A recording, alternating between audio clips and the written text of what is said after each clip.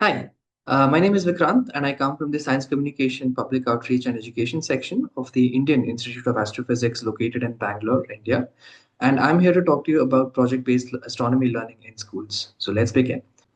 I plan to talk to you about programs we do for school students, namely the Research Experience for School Students or the REST program, followed by the Job Shadowing program. And then I'd like to discuss about a project that we are doing to start astronomy clubs in schools, and then discuss our future plans for the same. So let's start.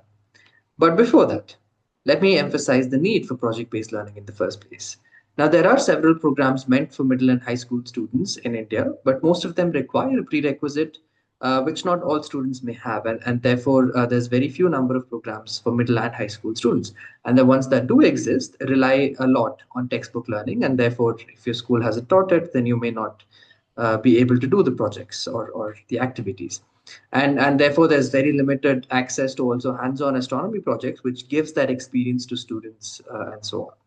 And therefore, at IA, we've started the program called the Research Experience for School Students, or RES for short, which is aimed towards high school students who are in the age group of 15 to 17 on an average.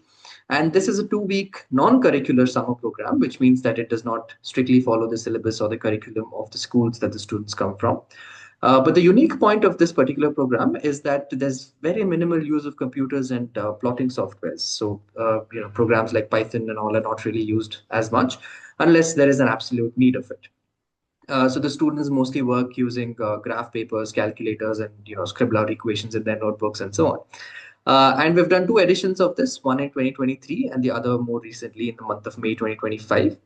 And put together, we've had 32 students from 23 different schools from across Bangalore attend this program. And these are just a few glimpses of the students working on their projects and attending lectures and so on. Right. Moving on. These are some of the project examples. The first one was to estimate the proper motion of Barnard star using relative velocity and so on, and also estimate the spatial motion of it. The next project was to calculate the mass of Sagittarius A star at the center of our galaxy. Another project was more based on Indian astronomy, which was to figure out the motion of Jupiter in the sky using a particular instrument called the Mana Yantra. And another project, for example, was to build a microspectrometer and figure out the different or the various kinds of spectra that you would observe, absorption, emission, and so on. And these are just to mention a few. More details can be found in my talk summary document. And these are the works that the students have done. And as you can see, some of them are graph sheets. A lot of them have scribbled out equations in their notebooks and so on. And a particular instrument made with wooden scales is the Mana Yantra that I just mentioned in the previous slides, and is an ancient instrument that was used to determine the position, size, and distance of celestial objects. And all of these were made by the students during the REST programs. Now, the learnings that the students have had, we've noticed, of course, that there is, of course, an initial reluctance of not being able to use the computers or laptops to do their work, but that eventually, by the end of the program, converted to a great appreciation of how manual work leads and gives wonderful results.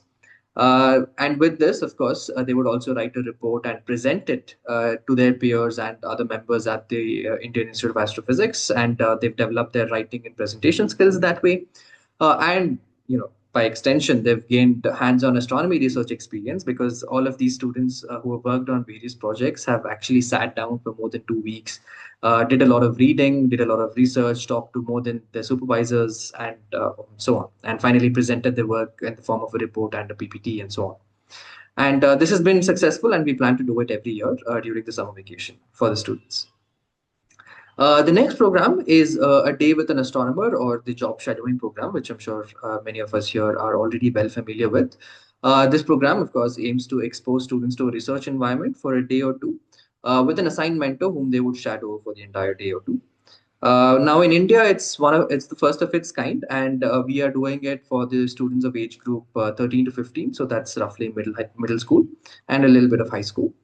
The supervisors include the scientists and the professors, the engineers, and the postdocs of the institute, but it primarily includes also the PhD students. And I think that's one very nice selling point for us, which is that the PhD students tend to relate a lot more to the visiting middle school students and vice versa. And that has really nourished the experience for both of them. And we've started this program in 2023, and since then we've had more than 30 students shadow supervisors at IA. Now, this only happens again during the summer vacation because we do not want to clash with the school timings, and therefore this program and the rest program happens only during summer vacations. These are a few glimpses of the JS program that we've conducted. All of them are awarded certificates. They also interact with various people and not just the supervisor. They've also had some interactions with our director and so on and so forth. So the outcomes of this particular program has been that the students who have visited, the middle school students, have had a positive outlook towards science and research. They thought it was boring, but they always go back saying, "Oh, it's much more interesting than I thought," and I think that's a great selling point. The students also continue to engage with the supervisors. They get their contact information and they stay in touch via email or visit us during our outreach programs and tend to participate a lot more actively than they would before. So that's a lot of positive outcomes we've gotten out of this program, and we again plan to continue to keep doing this every year. The last project I want to talk to you about is about starting astronomy clubs in schools. Now, as an institution, engages with schools. The schools visit us, or we visit schools and talk to the students and the teachers and so on. And in doing so, we try to set up clubs to promote hands-on astronomy, which we know is lacking in several schools. And to do that, we have to, of course, have different types of activities that are suitable to the school's premises, the circumstances, and the resources available at the school. This also includes conducting teacher training workshops so that the teachers are comfortable in teaching their students about astronomy and the various aspects of it.